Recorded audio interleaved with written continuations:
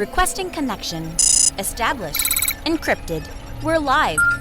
The show you've been asking for. Advice, technology, and community. Linux first, all others second. This is Ask Noah.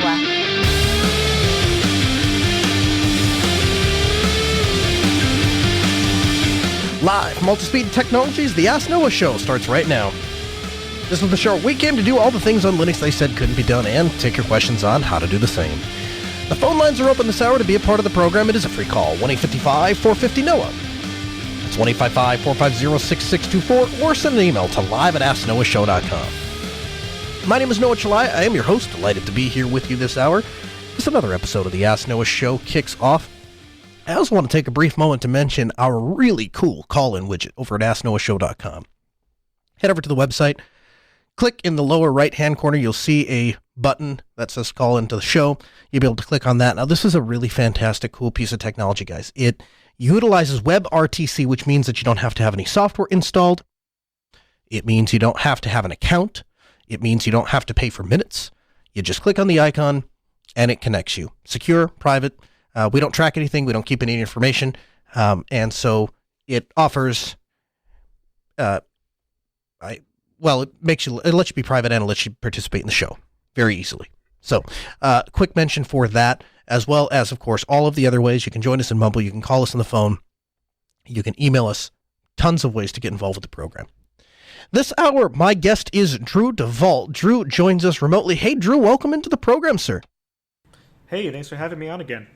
Thanks for taking the time to be here with us. So I understand that you have a couple of cool projects that you're continuing to work on, and so we just wanted to get you on the program and kind of pick your brain with it. So I guess let's start with this. Tell us what is it Arc is, and why did you decide to develop software like this? Yeah, it's pronounced Arc. It's an email client for your terminal, and I built it because I was getting sick of Mutt, which is another more venerable client for your terminal. So very loosely, this is a rewrite of Mutt, which I think is interesting. I've heard of a couple people that have used Mutt, but I understand that you've looked at it and you said this isn't quite meeting my needs. So I guess let's start with this. What makes it different from Mutt specifically? Quite a few things. So first of all, it's a lot more modern in design. So it has support for different mail backends and is designed to deal with networked email better. So like I log in for my email through IMAP, which Mutt has a hell of a time with. And it's also got a couple of innovative features like an embedded terminal emulator, which behaves kind of like Tmux and can show you terminal panes inside of the email client, which is used to like render HTML emails or add syntax highlighting to diffs and patches, that sort of thing. So it's got a whole lot of different design choices that all sum up to a better experience, I think. Now, this is not the first time that you have done this, right? Like, there's a couple of different projects that you have gotten to the point where you've looked at them and said, listen, this was a really great project. It solves a lot of problems that people want it to solve, but I think there is a better way to do this. You've gone out, you have done it a better way, and large portions of the community have agreed that your idea was superior. Is that the case with Arc? Is there a pattern here of rewriting software that doesn't meet your needs? I mean, yeah, I don't have original ideas. I just take other people's ideas and do them better. Sure. Yeah, that's a fair answer. I guess let's touch on this a little bit. What is your target audience for Mutt? There's probably somebody out there and they're saying to themselves, I don't need an email client that runs in the terminal. There's nothing wrong with a GUI email client like Thunderbird, or a lot of people these days, honestly, Drew, have gone to just webmail clients, right? They open up a web browser, they open up Chrome, they open up Firefox. So what is the target audience for somebody that wants to use a CLI-based email client? Well, I'd say the target audience is people who are already heavy email users, and especially developers that are email users, because tying into my SourceHut platform where everything is driven by email, I spend a lot of time in my mail client, and I get work done in my mail client, and so it's worth the extra investment in a tool like Arc to be more productive with something I use every day, all day. So is this one of those things where you're spending a lot of time in the terminal and you are doing software development and maybe some light server administration, and you're saying to yourself, I need to be able to keep an eye on my email. This allows me to do that, or is it so it's like that context, your brain not switching context as often, or is it one of those things where you're just in the terminal and so you like applications that run in the terminal? It actually goes a lot deeper than that. So yeah, I do like working in the terminal a lot, and Arc plays into that. But it's an essential tool in my software development workflow, and so was Mutt before I wrote Arc. On my SourceHut platform and on many of the other projects I work with, we use mailing lists to collaborate. And that's different from, for example, GitHub, where you go to a website and you set up some kind of pull request type of thing to contribute code. Instead, I get an email with the contribution in the email, and I have to review it in my email client, and I reply to the email to add my feedback, and I pipe the email into Git to pull the patch into my local Git repository. It's something that is core to my workflow. Is this what I guess I have to ask, Drew? Is this a function of SourceHut, the way that it delivers those those requests, or is this something that that's the way that you prefer to work? So you have you're taking in the input that way. Does SourceHut allow you to make contributions the same way somebody would on like GitLab or GitHub or even Fabricator? No, not really. SourceHut doesn't take that approach. But it's also not an entirely original feature in SourceHut, because the way Git was originally designed to work and the way Git itself is maintained and the way Linux is maintained is through these mailing lists. Different mailing list software than SourceHut uses, but SourceHut embraces that email-driven workflow, and Arc builds upon it further to provide a comfortable development experience with just free software on a distributed system, no centralized power, none of that. Let me ask you this. This is not, I actually just mulling over in my head if I even wanted to go down this path or not. I think that I do. Last week, I'm sure you saw the kerfluffle that occurred with Canonical's decision and then reversal of decision to preclude or exclude 32-bit libraries and then reintroduce them, right? Sure. So one of the reasons that was cited to me by other people that were very upset about Canonical's reaction was they claimed, despite the fact that Canonical has been having this discussion since 2014, that's not a legitimate reason to say that the community didn't have a right to be outraged, because it was all occurring on a mailing list, and they didn't believe that a mailing list was an appropriate way in 2019 to communicate an effective workflow. So I guess I'll ask, as somebody who seems to prefer to work that way, do you think that a mailing list is still the best way to have ongoing asynchronous communication with your teammates?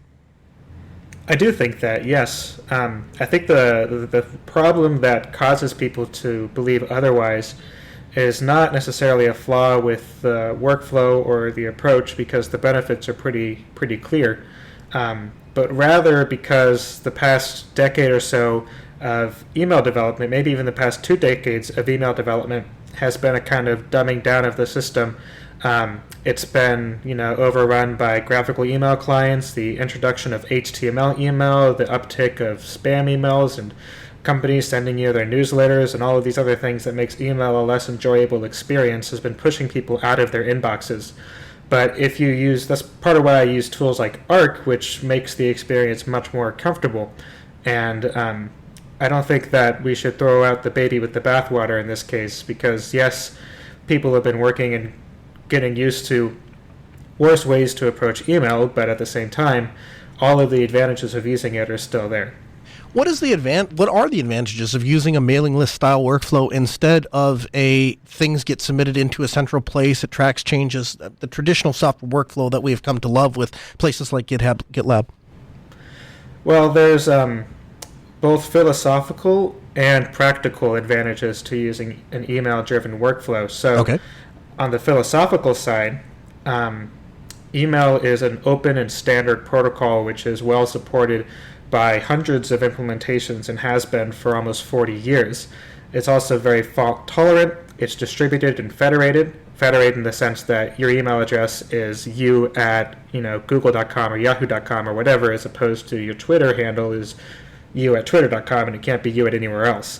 The federation is a strong point, and the resilience is a strong point, but also just that it's decentralized and free means that there's no corporate interest there who's trying to extract value from you by scraping your emails to show you ads or anything to that effect. And the, I suppose, practical reasons to prefer it is that if you're not using a mail client that is holding your hand like Thunderbird and trying to make a more user-friendly experience at the expense of power user features, the flexibility of the workflow is really great. So you can do things like easily automate sending emails from your servers to get status reports or alarms, because SendMail is very widely supported, or even just participating in conversations can be really convenient because there's all sorts of tools for filtering emails according to custom rules that you can take advantage of. And if you have a nice client like Arc, it becomes really seamless to just participate in those conversations, and it feels good. It's nice to use a workflow like this that doesn't depend on anything proprietary, but at the same time is a better experience, in my opinion. Would you classify Arc as an email client specifically for software development? Are there any tools that make it particularly advantageous to somebody who is doing software development and working in the CLI, or is it really just a better CLI mail client? I think that there's a number of Arc's features which are there specifically to cater to the software development experience, and software developers present a clear case where the trade-off of having to spend time learning and configuring a new email client is outweighed by the productivity advantages if you use a mail-driven workflow. But it's not just good for software developers, even if a couple of features are specifically for software developers. So it's also just a nice email client. Again, we talked a little bit about this. It's hosted on SourceHut. For those of you who don't remember, Drew started to develop SourceHut, and it is a competitor to GitLab, to GitHub, to things like Fabricator. Drew has his own ideas of what makes for a better workflow development.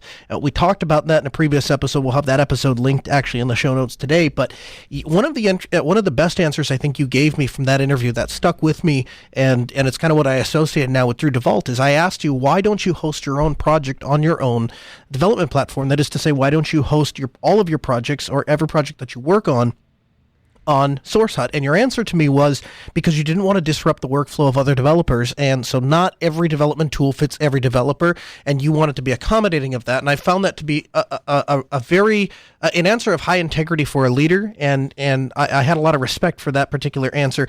So I guess I'll ask, what's new with SourceHut? How is the development of that platform coming along? Well, I'm flattered to hear that stuck with you.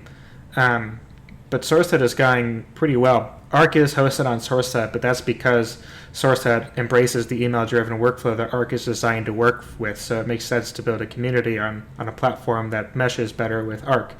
But the platform is doing very well. Development keeps chugging on. We're coming up on 10,000 users. I'm doing it all full-time now, which is really helping things out. I think Alpine Linux is getting ready to switch their mailing lists to SourceHut Mail, so things are going quite well.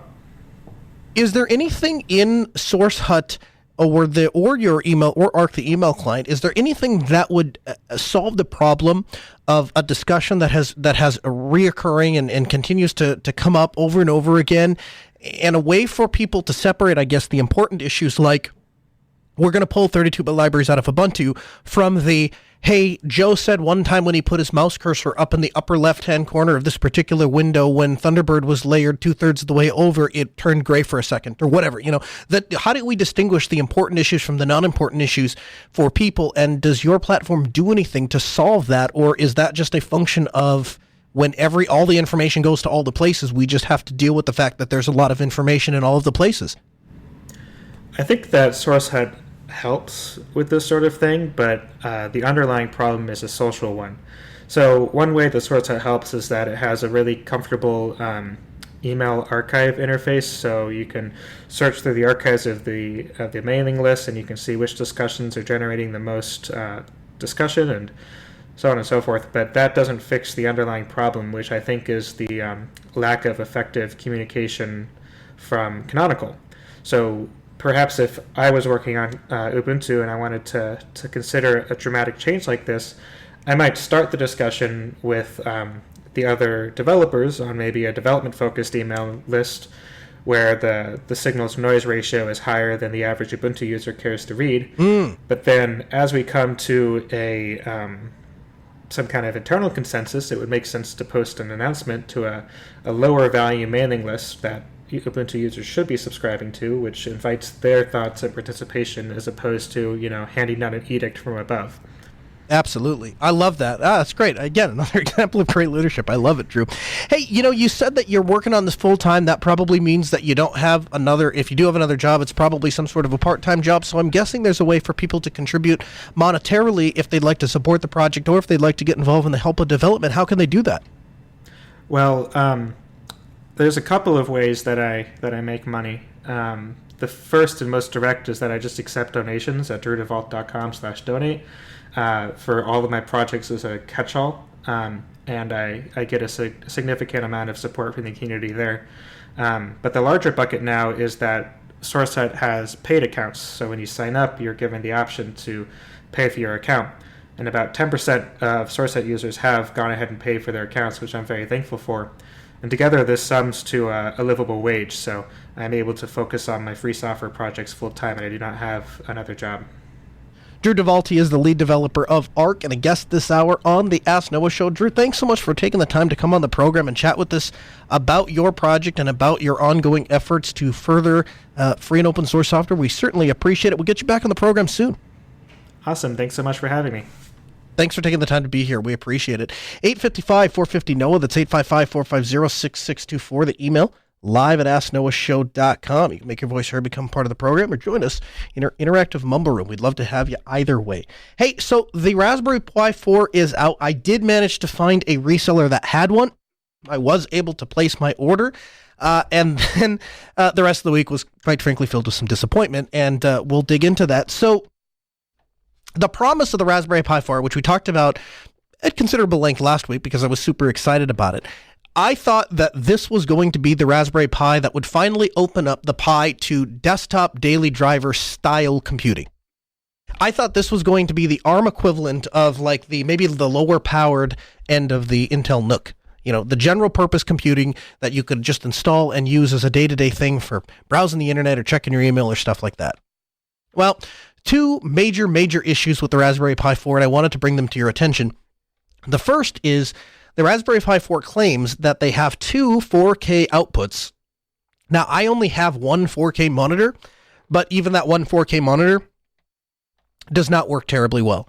I didn't find a problem when I loaded Kodi onto it. And so if you run OpenELEC or something like that, and that's the only thing the computer is doing, you won't have any problems at 4K. If you want to do anything at all as far as desktop, some light video editing, or if you wanted to do any sort of even playing 4K videos while there is a functioning desktop environment running underneath at a full distribution, not so much. It runs for the most part okay, but it does hiccup every here and there. One thing I was able to try is if you turn the resolution down and drive it at 1080, it appears to be fine. Now, I've still not tried to do that with two 1080p monitors. That's something I'm going to try later this week. But I think the ability to have dual displays is pretty much a necessity for a lot of people in 2019. I think there's a lot of people that find it hard to do their daily job without having a second screen. I come from an environment where I have 6 screens down in my lab downstairs at my home. And the reason that I have those 6 screens is because it allows me to multitask easier. There is no such thing as true multitasking, right? We become better at tolerating what we call context shifting. And context shifting is basically your brain's ability to move from one task to the other. And so when you go from Firefox to Mumble, or from Mumble to Thunderbird, or Thunderbird into the terminal, that context switching causes you about a 23-minute penalty. And so having multi-monitors helps with that a little bit because I'm still switching tasks. I'm still switching context, but I'm not having to open a program up, get into whatever configuration page or whatever layout or whatever thing I need to be in to do the work. I just throw my mouse up there and start working. And so when I find myself a lot when I go back to just working on my laptop, if I'm out at a client or I'm in a hotel or something like that, finding myself being less productive because I feel like I don't have enough screen real estate. And so I've tried all sorts of things. I've tried using an ultra-wide monitor. It's okay. It works a little bit, but really I'm a multi-monitor kind of guy. And so when the Raspberry Pi 4 came out, I thought, you know what, I'm going to try this as a daily driver desktop. Like, there's plenty of places where I don't need a very powerful computer. This studio right now, this is one of them. Like, the computer that sits in front of my face, I have the chat room up. Let's see, I've got the chat room up, I've got CodeMD up, I've got Sublime Text up, I've got Telegram up, and I've got C-File running in the background. Like, that does not require a ton of power to make that work. And so my hope was that we could get a desktop-style Pi. My hopes were further encouraged by the fact that there are desktop cases being made for the Raspberry Pi 4. So they essentially take the form factor of the Raspberry Pi 4 and they stuff it into a desktop case form factor that closely resembles the Intel NUC. And so have it show up and then the video not perform terribly well was a little bit disappointing. But something that I probably may have not even noticed because my Pi was in a case, but my friend Zeb noticed, was the incredible amount of heat that is generated from the Raspberry Pi 4. And at first, I actually thought there may be something wrong with his Pi 4.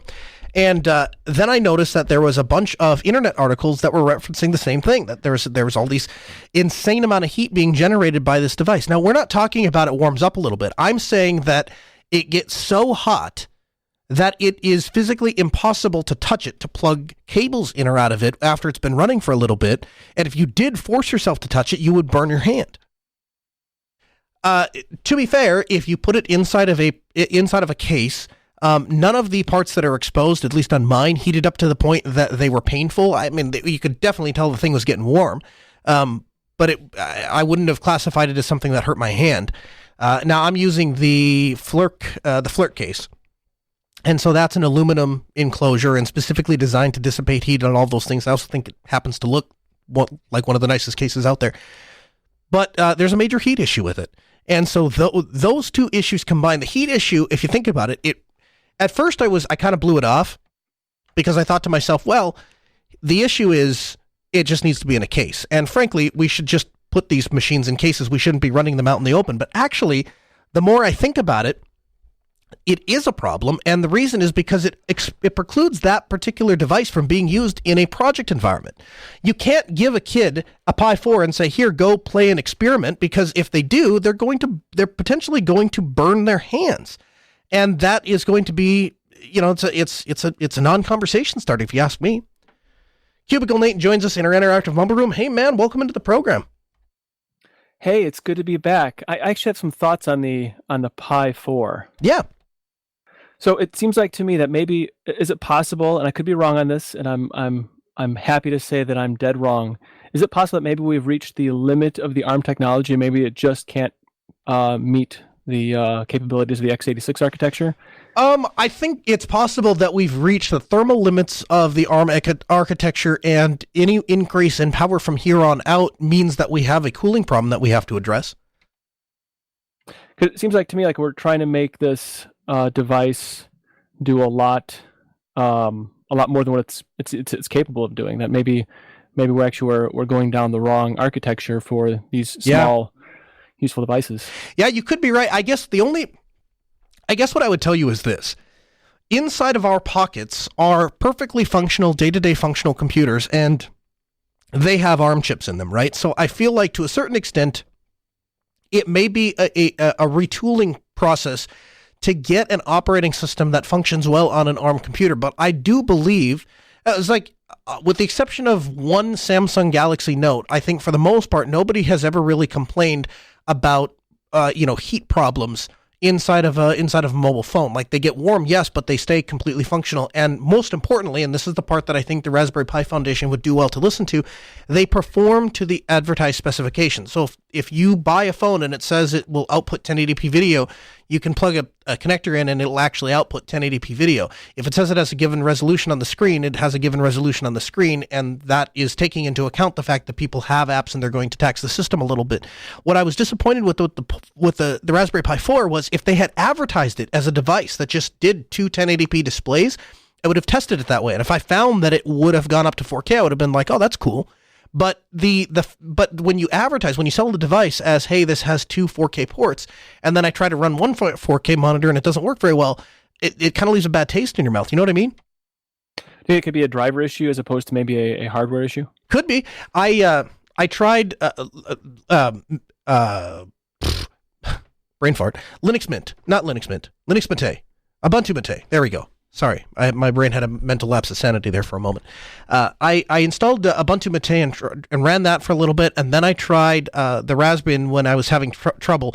I talked to Zeb, I think on Sunday, and he had said that he had some issues with the video output. At least I think he did, and he was using Raspbian. So I kind of ruled out it being a software issue, but I mean, I shouldn't say ruled out, but it seems that it is a more widespread issue.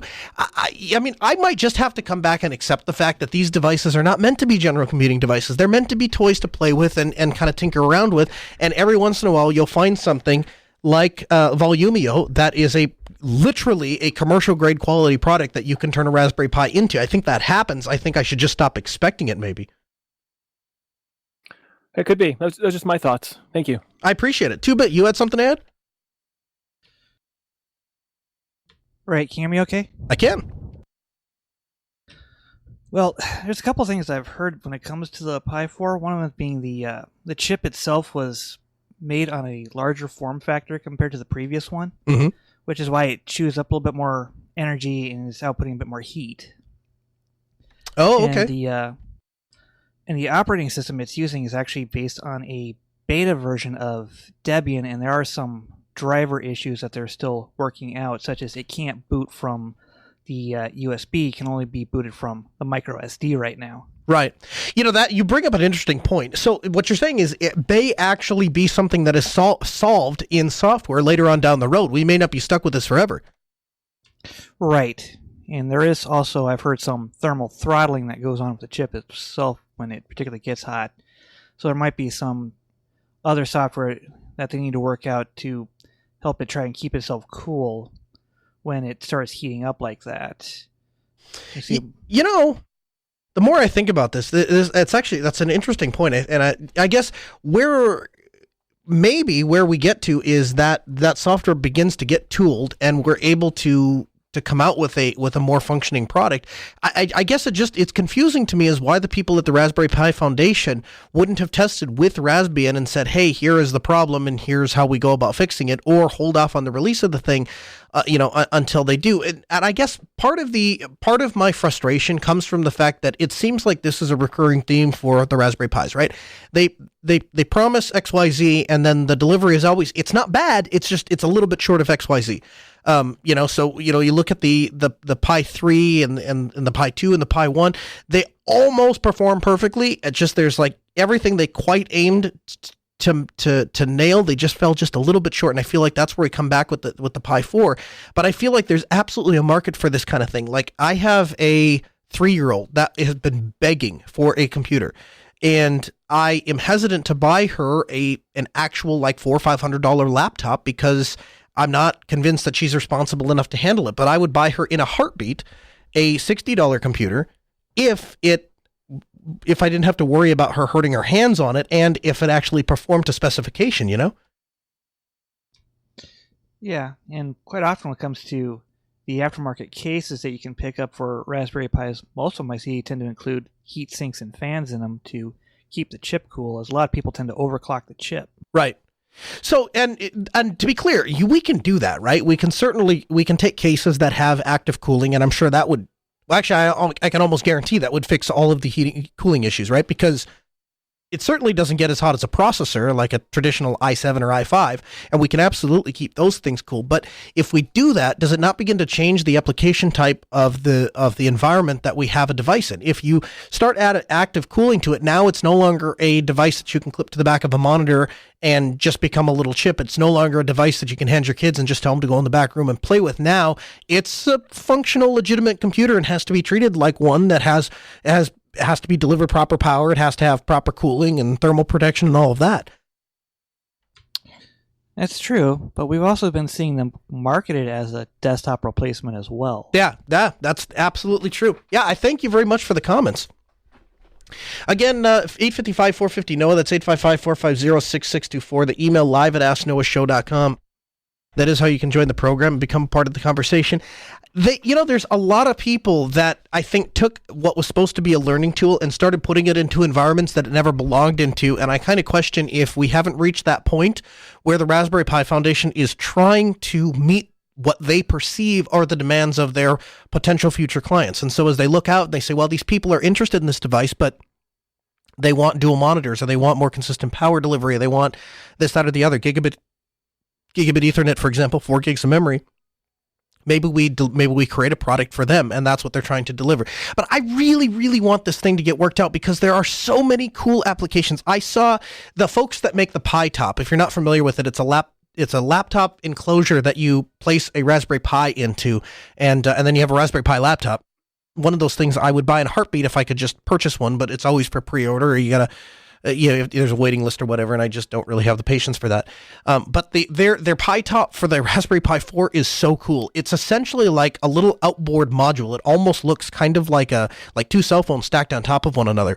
And you place the Raspberry Pi 4 into this Pi Top 4 enclosure, and then they have what looks like a Microsoft Surface Book and a keyboard that has a connector cable that runs into the Pi Top 4 housing unit. And so then you have a full-on laptop that's connected to this little, I don't know what you want to call it, housing unit, and you're able to run your Raspberry Pi 4 as a functioning laptop. Like, that is so cool, and it's absolutely the kind of conversation starter that I'd like to have at a booth when we're doing live shows. It's absolutely the kind of thing that I would like to show my kids. It's absolutely the kind of things that I would like to be taking out in public and playing with and exposing other people to technology and having them come over and saying, oh, that's really cool. Why are you using that instead of a MacBook? And then opening up that conversation. And I think there's a lot of real world places that the Raspberry Pi could fill, and I feel like we're missing it, not because the technology isn't there, but because of the implementation of the technology. And so hopefully I'm wrong. Hopefully it is just a software limitation and it can be addressed and an update can be pushed. But I just wanted to make everybody aware that, last week I was pretty happy about the release of the Pi 4, and I didn't really have anything negative to say about it, partly because I had not tried it yet. And having some hands-on experience, it was not ideal. We'll just say that. Firefox on Android. So this comes to us from blog.mozilla.org, and they are reinventing Firefox for Android. And, sorry, there's somebody, no, it's no big deal. There's somebody else in the Mumble Room wanted to add on to the Pi 4 conversation. That's perfectly fine. What's up? Hey, Noah. So I think something that everyone kind of missed a bit was that the Raspberry Pi was never intended to be used for more than teaching kids how to That's right. assemble computers and then actually do basic programming on it. But the unusual popularity that occurred after the Pi 1 led to an interesting pivot by the Raspberry Pi Foundation, who needed, money, because otherwise they can't further their own mission.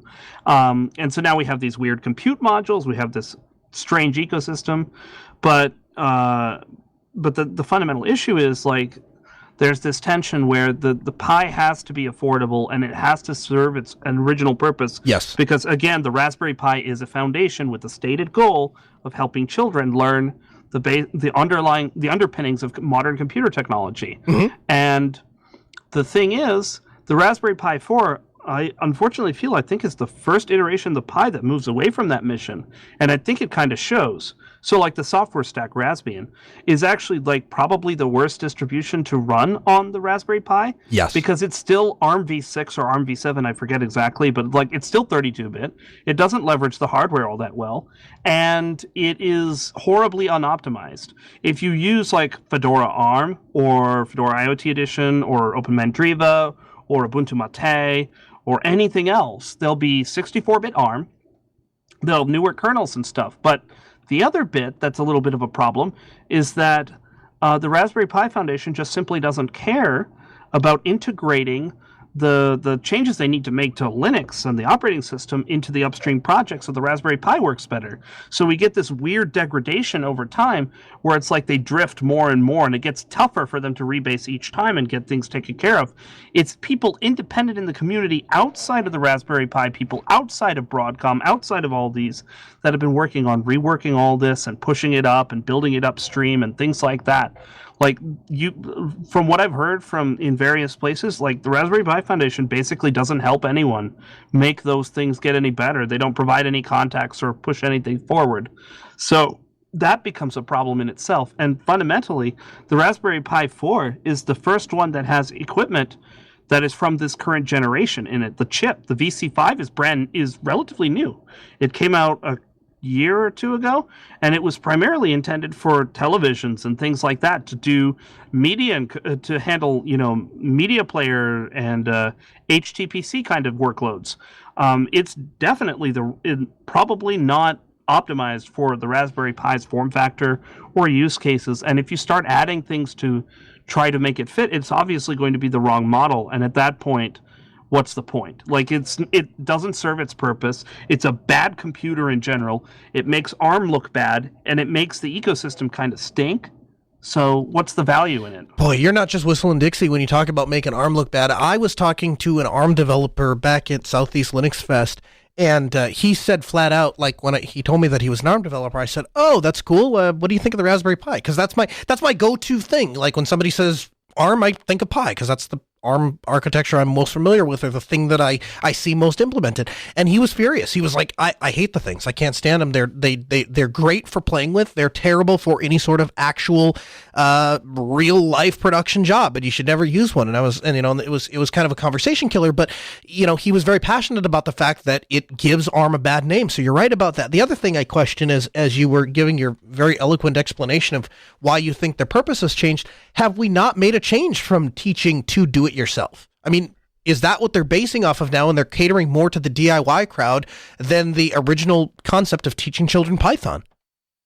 So I think they're not doing either of them, which is the real problem. I think they're actually moving towards industrial scale stuff, which is the worst option, because now you have different considerations. In industrial scale, you don't really care whether the heat delivery is good enough, or whether the clock is actually, the clock and the heat that gives off from the chip and all these other things will even matter, because it's going to be in a cooled environment with a dedicated heat sink and all of these things, blah, blah, blah, blah, blah. So it won't even matter. They won't even run Raspbian. Like freaking, I've seen televisions with builds of Yocto or WebOS on it, and they put that on there, and they're putting media center PCs and stuff like that on it. Nobody seriously uses Raspbian for this stuff. Mm-hmm. And so it's gradually weakening to the point that it's like, what is the point of a Raspberry Pi? And the worst part about it, overall, the worst part is that the ARM ecosystem doesn't care. Like if you talk to Lenaro, or if you talk to ARM Holdings or anyone else around this, they'll say, oh yeah, there's the 96 boards and the stuff like that. But 96 boards consumer edition, the ones that were supposed to be cheap boards, there's not a single one available for you to purchase today. Not one. You can't find any.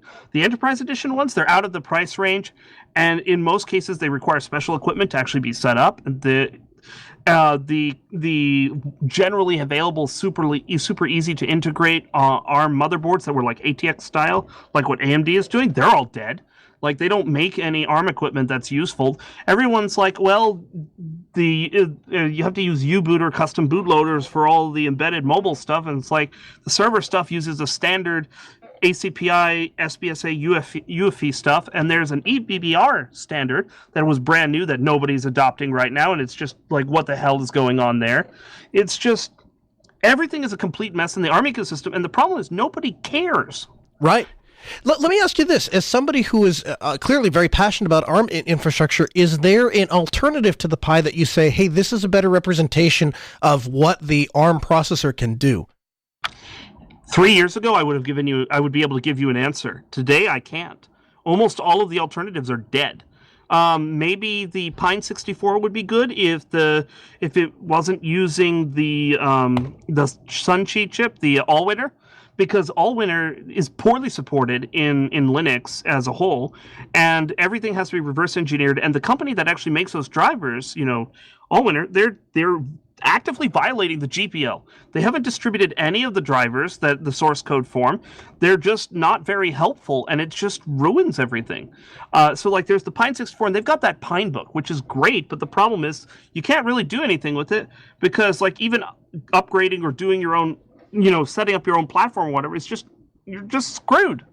And my current hope right now is that in RISC-V there'll be something, but like my hopes are very dim there because like people are already making the same mistakes they made at ARM. They're saying, all right, it's okay to have custom bootloader codes. Everything's going to be able to work, whatever way you want. You can trim instructions. There are already, I think, 6 or 7 different instruction set permutations for RISC-V on 64-bit, and there's more if you add 32-bit only variants. Like, what the hell? Nobody is thinking straight at all. And ARM was a mess before. Like with ARM 64, they finally standardized the instruction set, but it took almost, 15 years for that to happen? It's completely ridiculous. Yeah, and what's interesting about that is it's not just ARM that is competing for Intel's market share anymore. Now you've got things like, PowerPC that are coming and trying to take a slice of the pie. So that means that every infrastructure and every processor has to be really on their game, bringing something to the market. And you're right. If it's not doing one thing well and concentrating on one thing, they have no chance of stealing Intel's market share. Yeah, so like the best things, I have a small bit of hope for the embedded and hobbyist space. Maybe RISC-V will take off, and somebody will be smart and actually do something like, we're going to have a standardized boot process that every operating system has to follow. It's going to be built into the specification of how RISC-V boards will work, and I don't know. But then on the other side, there's power, which actually, holy crap. Power is actually approaching affordability zone now. Yeah, it really is. I saw there. I don't know if you followed. The latest one they had out was, I think it was under $2,000 now to buy a power workstation, and I was like, man, if it drops just a little bit more, I'm totally getting one and making my daily driver and just see how far I can push that thing. So like the interesting thing is like it's a catch-22 for making it affordable. Like if people aren't buying it on the early curve, and feeding that, right, it just doesn't get any better. Sure, because there's not demand to make more to make more bulk orders. Right now, it's essentially a boutique computer that you're buying. Exactly. Oh, that was an awesome discussion, man. I really thank you very much for the discussion. I'll tell you one last thing too, just in general. I'll just throw this out there. I wish we could revisit the whole the loading of operating systems onto the Pi. It would be really great if we're at a point where you could load software on the Pi the same way that you load software on every other computer. And the reason I say that is because we're talking about teaching kids about computers, and the Pi is the weirdest device. Yes, it doesn't. And the problem is, it doesn't mimic the workflow of literally anything else. And so I've taught my son from the GPU. Right. Yeah. My son, I showed him how to flash an SD card, and so I'm teaching him how to do that. And then he goes to sit on his laptop, and he's trying to ask me how to flash his hard drive. I'm like, well, it doesn't work like that, dude, on this computer. And I'm like, wait, that's a disconnect from teaching kids about computers, because that's not the way we boot any other computer. So it's absolutely not. First of all, the fact that you have to configure a GPU to boot the CPU is stupid. Yeah, it's no good. I appreciate it again. Thanks again for the comments. It's absolutely fantastic. This is what I love about the Ask Noah community, because everybody has a lot more insight and thoughts than what I have, and can add a lot more information than I'd be able to add. Check this out. So Firefox is reinventing the browser on mobile, and this is something I'm very excited about as a person who actually used or continues to use Chrome on the mobile device. So Firefox Preview is up to 2x faster than previous versions of Firefox for Android. Fast by design with a minimalist start screen, bottom navigation bar. It allows you to help stay more organized. It allows with a better sense of collection and features that help you save and organize and share collections of various sites and quickly return to those. Obviously, being Firefox, they offer tracking by default. And what's interesting, everybody keeps asking me, every time I run into somebody and I have these side street conversations, what is the selling advantage of Firefox, or why should people care about Firefox, particularly at a time where the Blink engine, where both Microsoft Windows and Google are both teaming up and essentially using the same engine on the back end, and that leaves us with just like 10% of the market share on Firefox, and that is frustrating because it scares a lot of people, to include myself, that we're going to reach a point where Firefox is no longer a viable, Mozilla is no longer a viable option to keep doing a web browser because it's just competing with such a small market share. And, the argument against that, of course, is, well, we still have Vivaldi and Opera and all of these other esoteric browsers that exist, and people are very passionate and they continue to use them. So there's no reason to suggest that Firefox won't. Well, the introduction of Firefox for mobile makes a lot of sense because they are going back to what Mozilla has always done best, and that is privacy.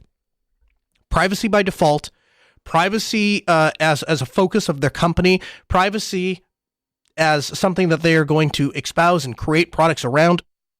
I'm not talking about it in this show, but the podcast I do on Sunday, we were talking about the fact that we have there is a add-on that essentially opens up like 100 tabs, and it's called Track This. And the idea is to totally screw up people who are trying to, or the companies that are trying to track you. And so we covered that quite a bit on Destination Linux and dug into it. That's an absolutely fantastic idea, and it's something that Firefox is doing really well. So I got super excited when I saw that Firefox is now available, or they are trying to reinvent Firefox for mobile. And if you go over, we'll have the article linked in the show notes. You can get those at podcast.asknoahshow.com. It's really interesting the way that they organize this collections thing, the way that they have screen caps so you can actually see what it would look like. And then that bottom navigation bar is actually pretty cool. It's a super fast browser, and that was actually what why I left Firefox on mobile to begin with. Was Chrome was just, quite frankly, it was a faster, more reliable browser than Firefox was on mobile. Now, I've used Firefox, my one and only browser, the entire time that I've been using mobile operating systems. But you know what? At the end of the day, if it doesn't work on a computer like my cell phone, which already has limited resources, I can't really be bothered with the extra processing task of running, more bloated or heavier software. And so Firefox just didn't perform well for me in that realm. And so to see that kind of come back is pretty exciting. So we'll have the entire article from Mozilla linked in the show notes, but a very exciting progression from the Mozilla team, and they're doing an absolutely fantastic job. EFF.org. There is an interesting piece of bipartisan legislation that protects data at the border, and it's called the Protecting Data at the Border Act. I know, where did they get that, right?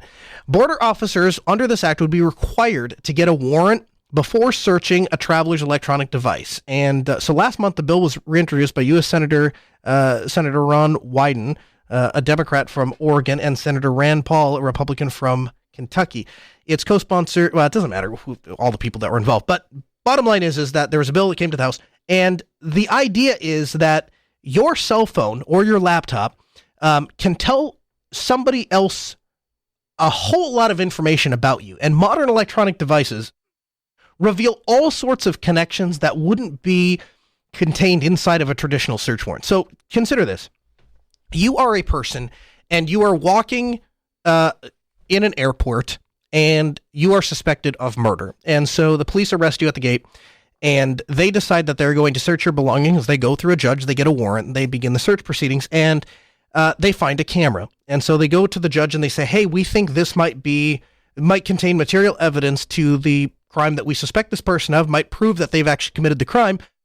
Can we look through the realm of film? And the judge says yes. And so they take the film, they process it, they get the pictures back, and they look through, and there's 24 pictures of you on your vacation.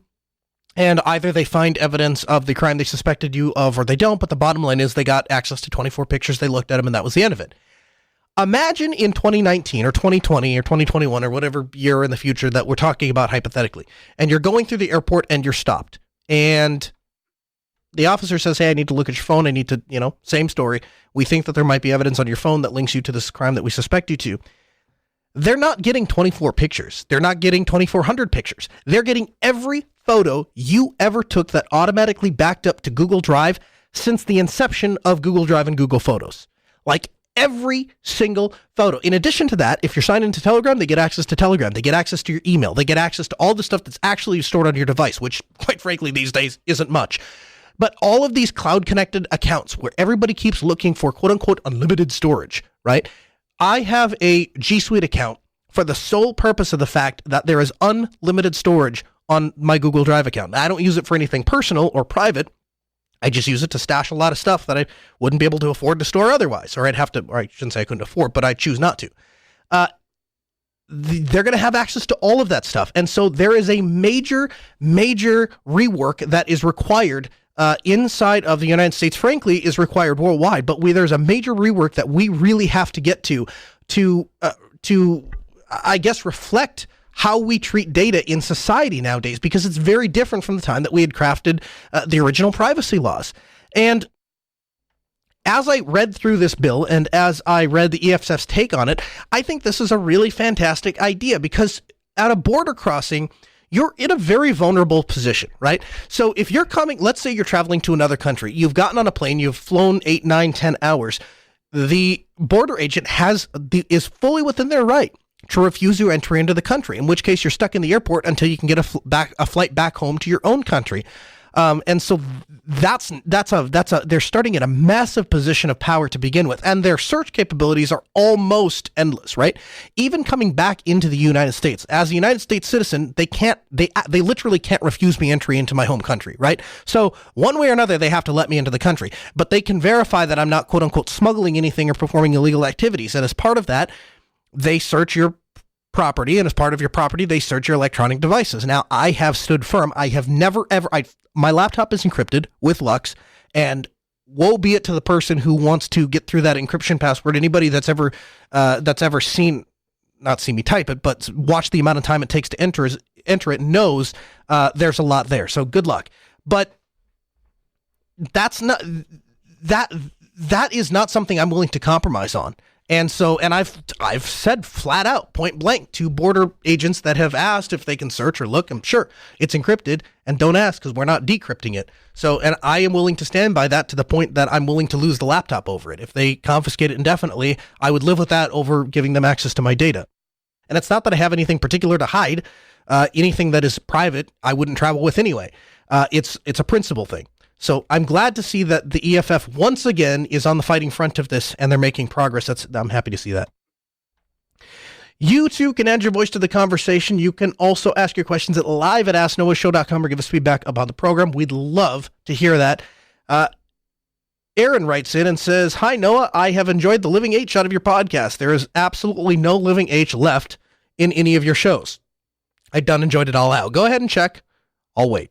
Seriously, though, I'm a regular and very grateful listener. Please keep it up. I had a question for you. The company IT guy, small company, one guy, mentioned that he's looking for something that will enable us to have telemeetings regularly as we're very geographically separated. I believe that we even have a couple in Minot, North Dakota. Any open source suggestions come to mind? He's looking for something that can handle small to large meetings. We're still in the around 100 employees, but so more than 300, I believe. So no more than 300, I believe. Video with an option to record, chat feature, desktop sharing, so on and so forth. For some reason, TeamViewer comes to mind. I thought I remembered hearing or reading about it, that there were some security issues with it. Full disclosure, I'm not an IT guy. I used to be an Air Force medic, got hit by the Linux bug, and that's when I started working as a medical simulations operator. So please don't assume I know anything, because I don't. Any trees you can point me to? Start barking up. Thanks again for all the awesome information you're putting out there. Take care. Sincerely, Aaron. So a couple of things there. First of all, let's work backwards. So TeamViewer is remote control software. So it's designed to remote into another machine and control it remotely. It would not be very useful to you at all as far as teleconferencing goes. If you want the open source solution, the only thing that comes even close to what you're talking about would be Jitsi or Jitsi Meet. And Jitsi Meet is going to allow you to record. It's going to allow you to do video conferencing. It's going to allow you to do text chat. It's going to be completely open source. It's going to be infrastructure that you own. It's going to run on your own server, all of the things that we like. Here's the problem with it. It sucks. I'm the first person to beat the drum of open source when it works, but at the end of the day, I still have a business to run, and I still have to be able to get things done. So my hard line in the sand, and I've been fairly clear about this in the past, is I just need it to run on Linux. The software license is a separate issue. Do I think that all software should be licensed under the GPL? Yes. If there's an option to use open source and free software, will I use it? Yes. Am I going to use a piece of open source, free and open source software just because of its license if there's something else that runs on Linux that does the job and meets the requirements and does them better? No. So the answer, if I woke up in your shoes and I was the IT guy for your particular company, what would I do? I would go with the Zoom or Blue Jeans. Blue Jeans I would go with because Red Hat uses them, and they're a very, very popular software, and it seems to work very well for a company like Red Hat. And if it works for a company like Red Hat, it work well for you. Personally, I would choose Zoom because you can get started for free. It doesn't cost anything. We use it every single week to record Destination Linux, and it works absolutely flawlessly. We've never had an issue with it. You can have as many participants as you want. It runs on Linux. You can run it on Windows. You can run it on Mac. They even have a mobile app. All of those things are going to work very, very well. Kondo Kudo says Blue Jeans no longer requires a browser extension to work. It's purely WebRTC. And actually, I think I was familiar with that because we did a remote presentation from somebody from Red Hat. And yeah, he didn't have to do anything particularly special to get it to work. So I know that's not the free and open source answer you were probably looking for, but that's what I would do if you want it to work, especially if you want to pitch a solution to your boss or to the IT guy that he's going to look at and say, yeah, that's a really good idea. That works really well. And thanks for the recommendation. So, Blue Jeans or Zoom. Hey, by the way, we want you to check out linuxdelta.com. If you haven't done it, I really appreciate everybody who has submitted their feedback at linuxdelta.com. The site continues to grow. It's the community hub to help people connect with their experiences with various Linux distribution. We would love you to do that. We've now added the option to not rate something. So if you decide something is not for you or is not for, like you have not tried that distro for server or for desktop, now you have the option of clicking not applicable. So please do that, linuxdelta.com. We'd love to keep that site going. We'd love to get your feedback. Hey, the Ask Noah show continues next Tuesday at 6 p.m. Central. A huge thanks to Vox Telesis for providing our phone systems. Simon Quigley stepping in as producer this hour. This hour of the show may be over. Plenty more content for you at AskNoahShow.com. See you next week.